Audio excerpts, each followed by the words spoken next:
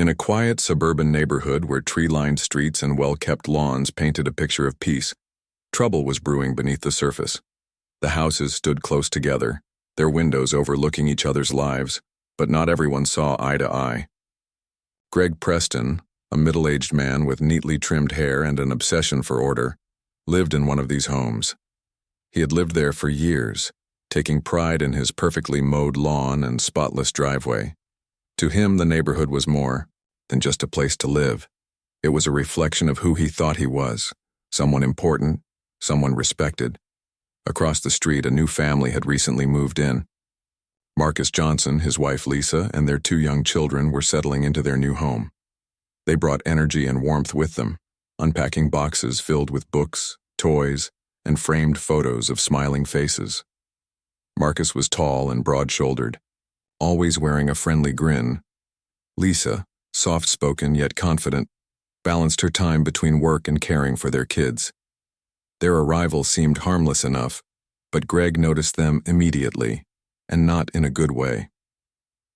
From the moment the moving truck pulled up, Greg felt uneasy. He peeked through his curtains, watching as Marcus directed movers carrying furniture inside. Something about the scene irritated him. Maybe it was the laughter that echoed from the yard later that evening when Marcus invited friends over to celebrate their move.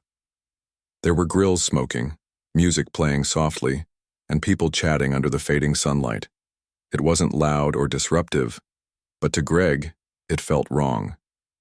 He muttered under his breath, convinced this kind of behavior didn't belong here. As days passed, Greg found himself paying too much attention to the Johnsons. He noted how Marcus greeted neighbors warmly while walking his dog, how Lisa waved hello when she left for work, and how their children played outside after school. None of it made sense to him. In his mind, they were intruders, people who didn't fit into his vision of what the neighborhood should be.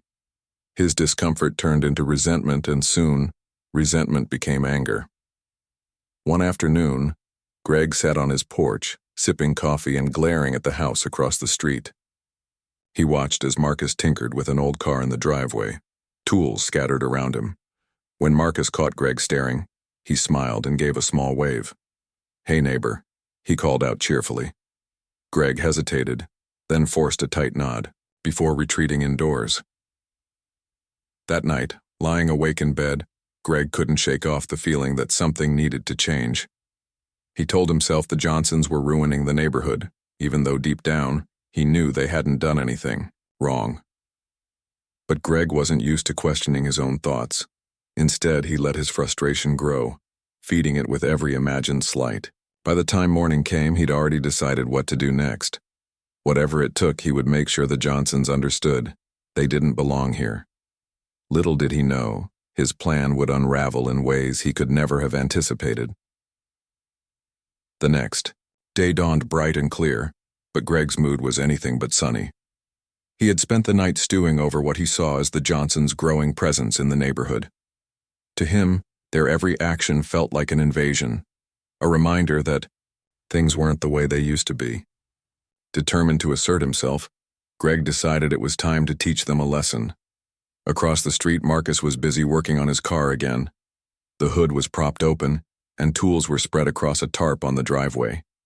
He hummed softly as he tightened bolts and checked fluids, occasionally wiping his hands on a rag. It was a project he enjoyed, something that gave him a sense of accomplishment. When Greg stepped outside to retrieve his newspaper, Marcus noticed him and called out with a friendly smile. "Morning," he said, waving briefly before returning to his work. Greg froze for a moment, caught off guard by the casual greeting. Forcing a stiff nod, he muttered a barely audible response and hurried back inside. But instead of calming down, his irritation only grew. Why did Marcus have to act so cheerful? Didn't he realize how much trouble he was causing? Greg paced around his living room, muttering under his breath about respect and boundaries. Later that afternoon, Marcus's son Jamal was playing basketball in the front yard. The sound of the ball bouncing against the pavement filled the air as he practiced dribbling and shooting hoops.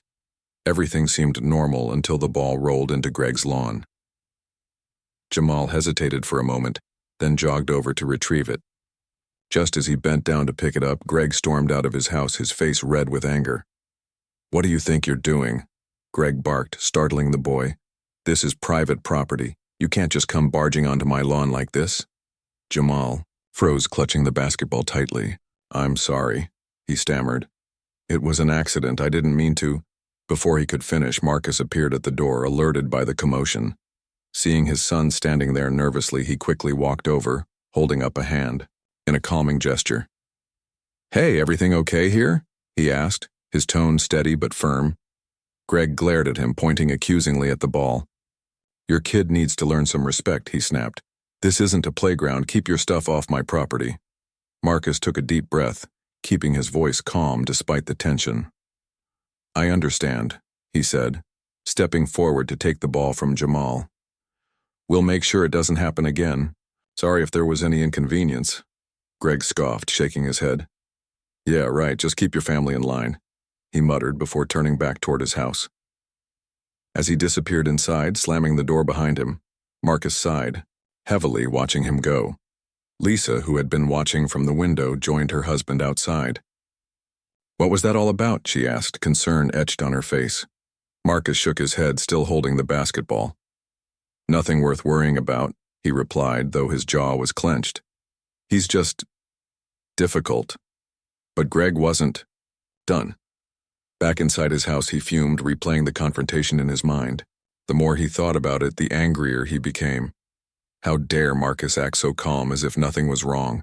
And that kid, how many times would he let him get away with crossing his lawn? No, this couldn't continue. Something had to be done. Evening approached. Greg sat alone in his dimly lit living room, staring at the ceiling. His thoughts churned with resentment and frustration. He convinced himself that the Johnsons were trying to push their way into the neighborhood, disregarding its rules and traditions. They needed to be stopped, and Greg knew exactly how to do it. Picking up his phone, he dialed a number he hadn't used in years. With each ring, his confidence grew. This time he thought they wouldn't know what hit them. As the sun dipped below the horizon, casting long shadows across the neighborhood, Greg sat in his dimly lit kitchen with his phone clutched tightly in his hand. His mind raced with thoughts of how to deal with the Johnsons once and for all. He replayed the day's events, the basketball rolling onto his lawn, Marcus's calm demeanor, and the way everyone seemed so quick to dismiss his concerns. To Greg, it felt like the world was conspiring against him, mocking his authority. But tonight he decided things would change. With a deep breath, Greg dialed 911. His voice trembled slightly as he spoke to the dispatcher, but he quickly found his rhythm, embellishing details to paint a picture that suited his agenda. "Yes, I need the police here immediately," he said, his tone urgent. "There's been loud music coming from across the street all evening. It's disturbing the peace. And earlier today, one of them threatened me when I confronted them about their kid trespassing on my property." The lies rolled off his tongue, effortlessly. He described Marcus as aggressive and intimidating, even though anyone who knew Marcus would laugh at such a claim. Greg went on to say that the family had been reckless, speeding through the neighborhood and causing chaos since they moved in. By the time he hung up, he was convinced he had done the right thing. The police would arrive soon, and the Johnsons would finally understand that they couldn't just barge into his life and take over. Across the street, the Johnsons were completely unaware of what was about to unfold. After dinner, the family had settled down in the living room to watch a movie together. Laughter echoed softly as their youngest child giggled at a funny scene, while Lisa curled up on the couch with a blanket. It was a quiet, peaceful moment, a rare chance to relax after weeks of unpacking and adjusting to their new home. Suddenly, the sound of a knock at the door interrupted the cozy atmosphere. Marcus frowned, glancing at the clock. Who could be visiting at this hour? Rising from his seat, he walked to the door and opened it cautiously. Standing there were two police officers, their expressions neutral but serious. Behind them, red and blue lights flashed faintly in the darkness. "Good evening, sir," one of the officers said politely. "Are you Marcus Johnson?" "Yes, that's me," Marcus replied, his confusion evident. "Is everything okay?" "We received a call about some disturbances reported in this area." the officer continued. Can we ask you a few questions? Marcus blinked, taken aback.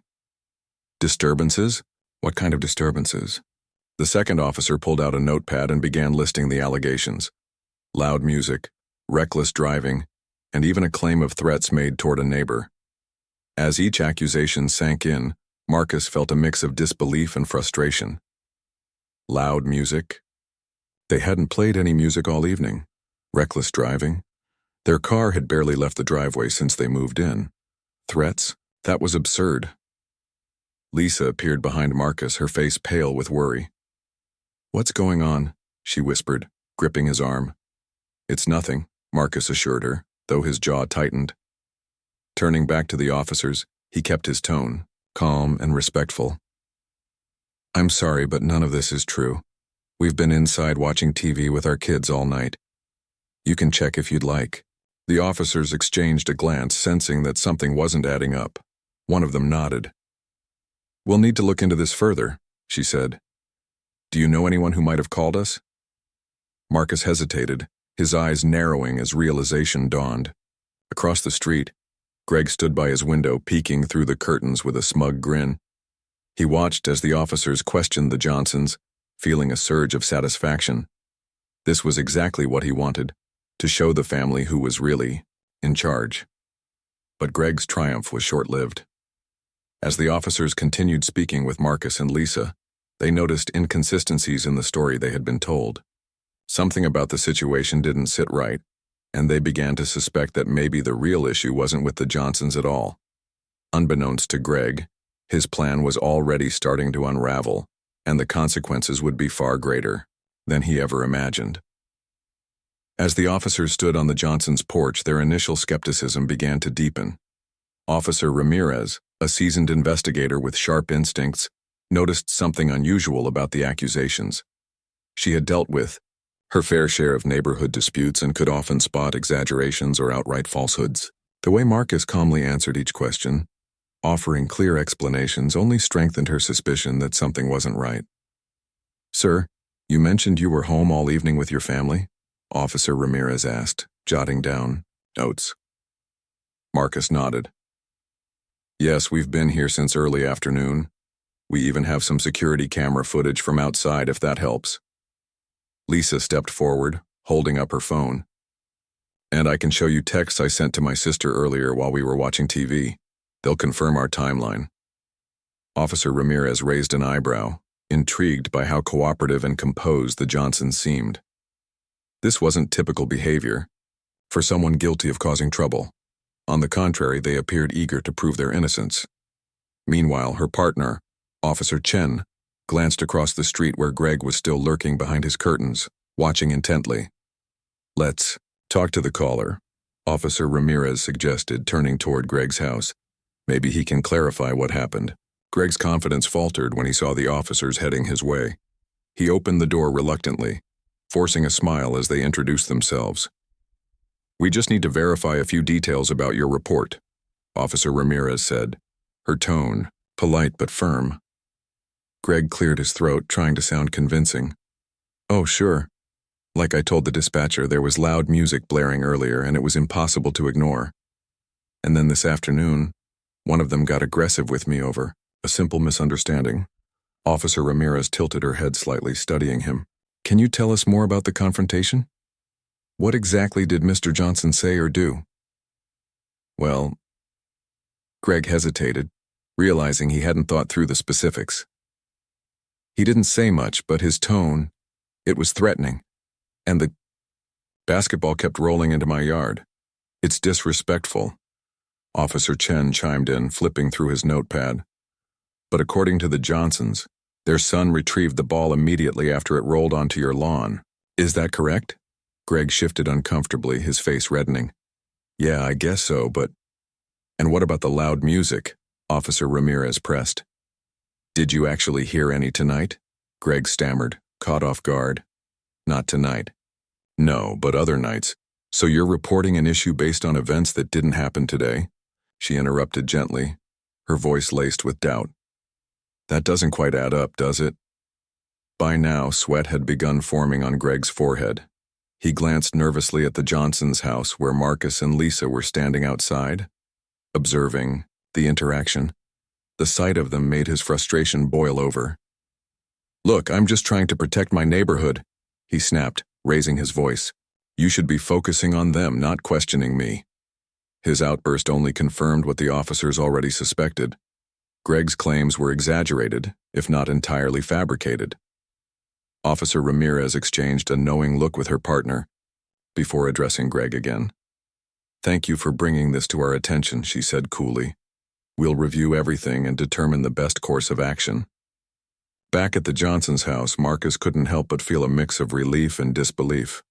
"I don't understand why he's targeting us like this," he told the officers, shaking his head. "We haven't done anything wrong." "Officer," Ramirez gave him a reassuring smile. "Unfortunately, situations like this aren't uncommon. But rest assured, we'll get to the bottom of it." Before leaving, she handed Marcus her card. "If anything else happens, please don't hesitate to reach out." As the patrol car drove away, Greg retreated inside, fuming. He slammed the door shut and paced back and forth, muttering angrily under his breath. How could this have gone so wrong? He had expected the police to intimidate the Johnsons into silence, not turn the tables on him. For the first time, doubt crept into his mind. Maybe calling the cops hadn't been such a good idea after all. Little did Greg know Officer Ramirez wasn't done yet. Something about his behavior lingered in her thoughts, prompting her to dig deeper. Back at the station, she pulled up records of previous complaints involving Greg Preston, and what she discovered would change everything. Officer Ramirez wasn't the type to let things slide, especially when something felt off.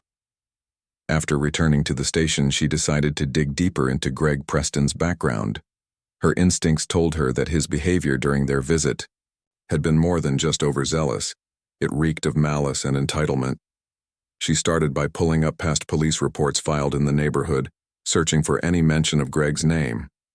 What she found was startling. Over the years, several neighbors had reported similar incidents involving Greg, accusations of harassment, vandalism, and even racially charged remarks.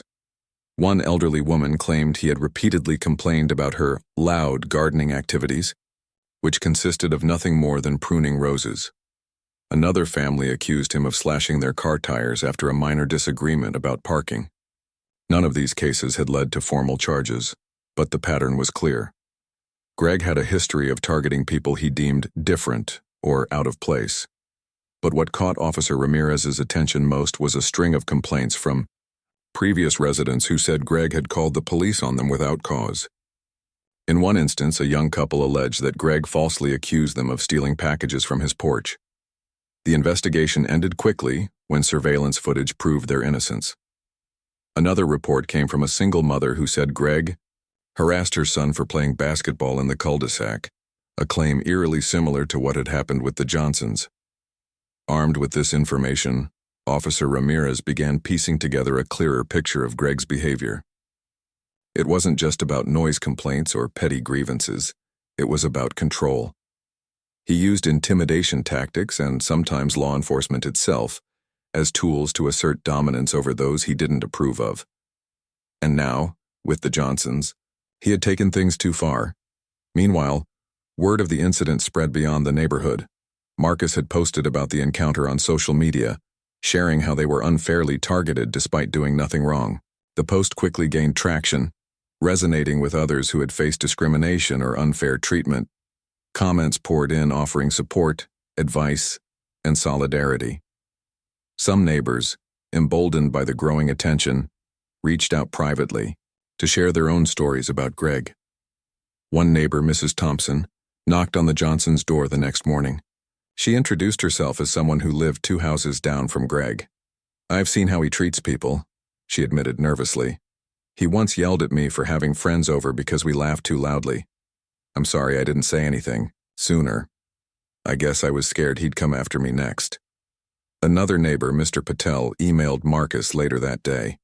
He recounted an incident where Greg had called the police on his teenage daughter for walking her dog past his house. "She was minding her own business," Mr. Patel wrote, "but he made it sound like she was loitering. We never pressed charges, but it was humiliating." As these stories surfaced, the community began to rally around the Johnsons. A local news outlet picked up the story, highlighting not only Greg's actions but also the broader issue of racial profiling in suburban neighborhoods. Reporters interviewed Marcus and Lisa, who spoke candidly about their experience while emphasizing the importance of standing together against prejudice. Greg, meanwhile, remained oblivious to the storm brewing around him. He continued to seethe, in private, convinced that he was the victim in all of this. Every knock at a neighbor's door or supportive gesture toward the Johnsons fueled his anger. But outside his bubble, the tide was turning. People were no longer willing to stay silent. What started as a personal vendetta was fast becoming a catalyst for change, and Greg would soon find himself at the center of a battle he couldn't win. The spotlight on Greg Preston grew brighter with each passing day, and he quickly realized that his actions had consequences far beyond what he'd anticipated. The news coverage of the incident brought unwanted attention not only to him, but also to his employer, a well-known local construction company that prided itself on its reputation for integrity and community involvement. When reporters began reaching out to ask about Greg's role in the controversy, the company scrambled to distance itself from the scandal. At first, Greg tried to downplay the situation, insisting to anyone who would listen that he was simply protecting his neighborhood, but his attempts to justify his behavior fell flat. During a live television interview, he appeared visibly agitated, raising his voice and accusing the Johnsons of exaggerating their claims. "They're making me out to be some kind of monster," he shouted at one point, pointing aggressively at the camera. His outburst backfired spectacularly, drawing even more criticism as viewers saw it as evidence of his volatile temperament. By the end of the week, Greg's employer released a statement announcing his termination. "We do not tolerate discrimination or harassment in any form," the statement read. "After reviewing the allegations against Mr. Preston, we have determined that his conduct is inconsistent with our values as a company." For Greg, this was a devastating blow. Not only had he lost his job, but he was now publicly humiliated, branded as someone who preyed on innocent families. Meanwhile, the neighborhood transformed into a scene of solidarity and support for the Johnsons. Neighbors who had once kept their distance now went out of their way to welcome them. Mrs. Thompson baked cookies and delivered them personally, apologizing again for not speaking up sooner. Mr. Patel invited Marcus and Lisa over for dinner, where they shared stories and laughter late into the evening. Even children from nearby houses started playing basketball in the Johnsons' driveway, turning the sport that had sparked so much tension into a symbol of unity. To celebrate their newfound sense of community, several neighbors organized a block party hosted right in front of the Johnsons' home. Colorful balloons lined the street, music played softly in the background, and tables were laden with homemade dishes contributed by everyone. It wasn't just a party, it was a statement. People wanted to show that fear and division had no place in their neighborhood anymore. Greg watched all of this unfold from behind his curtains, fuming with frustration and disbelief. How could they turn on him like this? He saw himself as the victim, a man standing up for what he believed in, yet no one seemed to care about his side of the story. Isolated and defeated, he spent most of his time indoors, avoiding eye contact. Whenever he ventured outside, his once spotless lawn began to show signs of neglect, weeds creeping through the cracks as if mirroring his crumbling facade. Despite his bitterness, Greg couldn't escape the weight of accountability pressing down on him. Officer Ramirez's investigation led to formal charges being filed against him for filing a false police report and engaging in racially motivated harassment. Facing legal repercussions, Greg finally broke down under the pressure. In a rare moment of vulnerability, he admitted to a friend that maybe, just maybe, he had gone too far. But by then it was too late to undo the damage he had caused. For the Johnsons, the ordeal became a turning point, not just for their family, but for the entire neighborhood. They used their platform to advocate for kindness, understanding, and inclusivity, urging others to speak out against prejudice wherever they encountered it. What started as a nightmare had somehow blossomed into an opportunity for growth and connection. And though scars remained, the community emerged stronger, bound together by a shared commitment to ensuring that nothing like this would ever happen again. The legal proceedings against Greg Preston moved forward with surprising speed, fueled by the mounting evidence and public pressure. Officer Ramirez's investigation had uncovered a trail of behavior that painted him as someone who thrived on intimidation and control.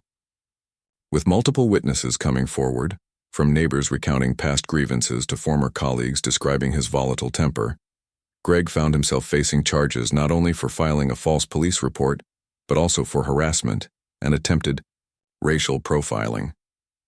Each accusation added another layer of shame to his already tarnished reputation.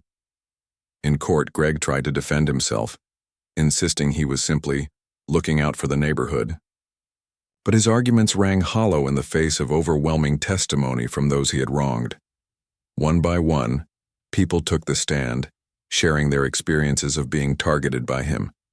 Mrs. Thompson recounted how he berated her over harmless gardening activities, while Mr. Patel described the humiliation his daughter felt when Greg called the police on her for walking her dog.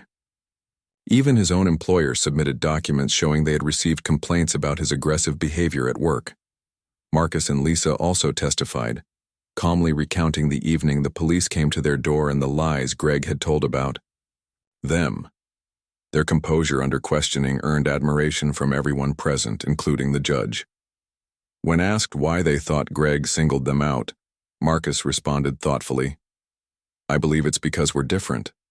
We didn't fit into his idea of what this neighborhood should look like, but instead of getting to know us, he chose fear and division." As the trial progressed, Greg's once confident demeanor crumbled. He sat slumped in his chair, avoiding eye contact with anyone in the courtroom. His attempts to argue his innocence were met with skepticism, particularly after recordings of his angry phone call to 911 surfaced during the proceedings. The audio revealed just how exaggerated and baseless his claims had been. By the time the verdict was announced, Greg looked defeated, his face pale and drawn. The judge delivered a stern lecture before issuing the sentence. "Your actions have caused harm not only to the individuals you targeted, but also to the fabric of your community," she said firmly. "This kind of behavior cannot be tolerated in a society that values equality and respect." Greg was ordered to pay fines, attend mandatory counseling sessions on diversity and conflict resolution, and perform community service. Additionally, a restraining order was issued, prohibiting him from contacting the Johnsons or stepping foot near their home. Humiliated and financially strained, Greg retreated further into isolation. Unable to bear the stares and whispers from neighbors, he put his house up for sale and quietly moved away. No farewell parties or heartfelt goodbyes marked his departure.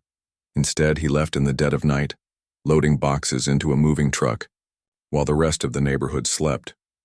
Few noticed or cared that he was gone. For the Johnsons, justice brought a sense of closure, though it couldn't erase the pain Greg had caused. They focused on healing and rebuilding trust within the community. Surprisingly, the ordeal had strengthened their bond with their neighbors, many of whom now treated them like family.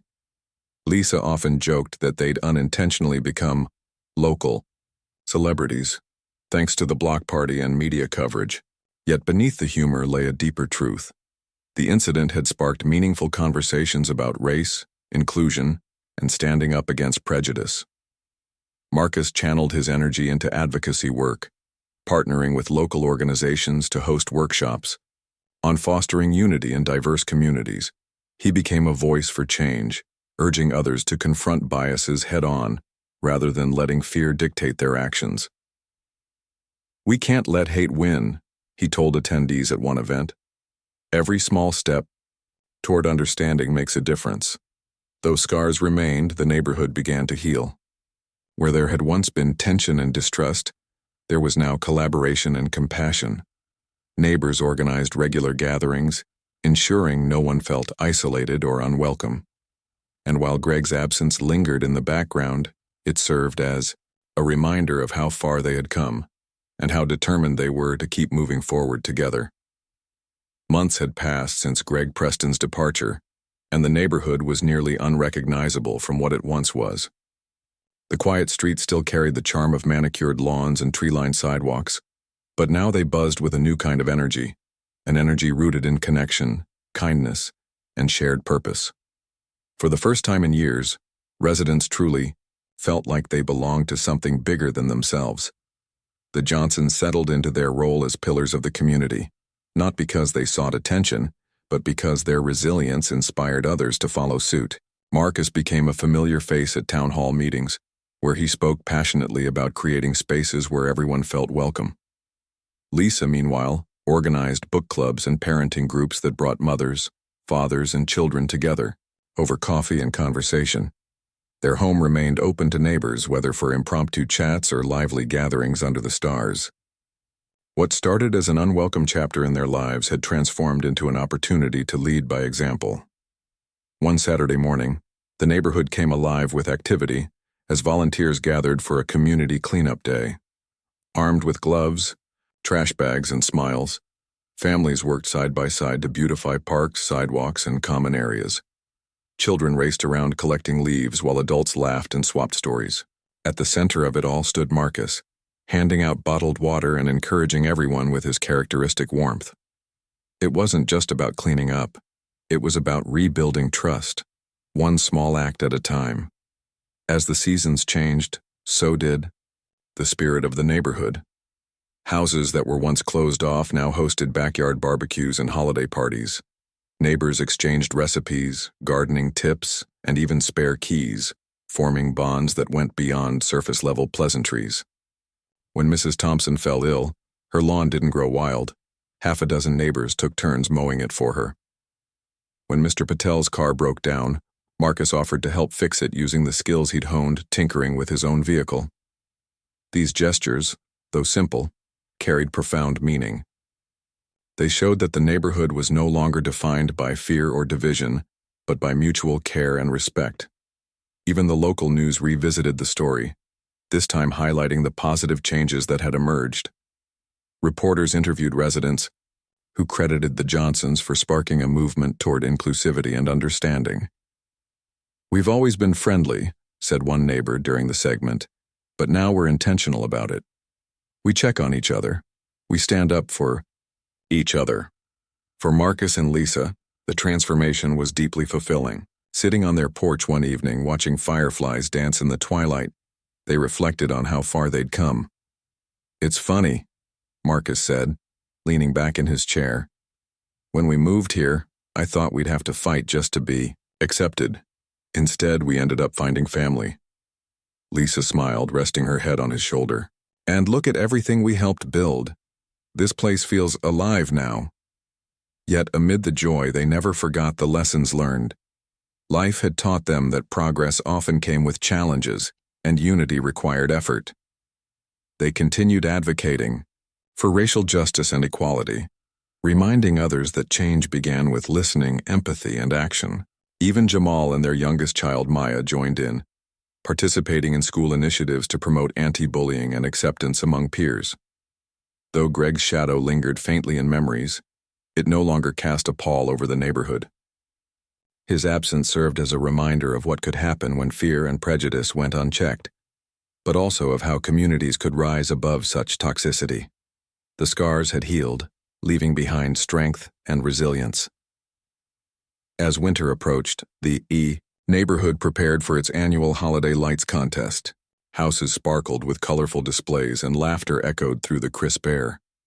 Standing in their driveway, admiring their own twinkling decorations, Marcus turned to Lisa and grinned.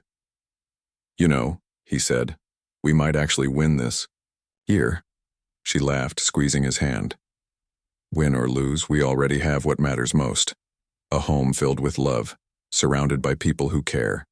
And in that moment, surrounded by glowing lights and the distant sound of carolers, the Johnsons, Guy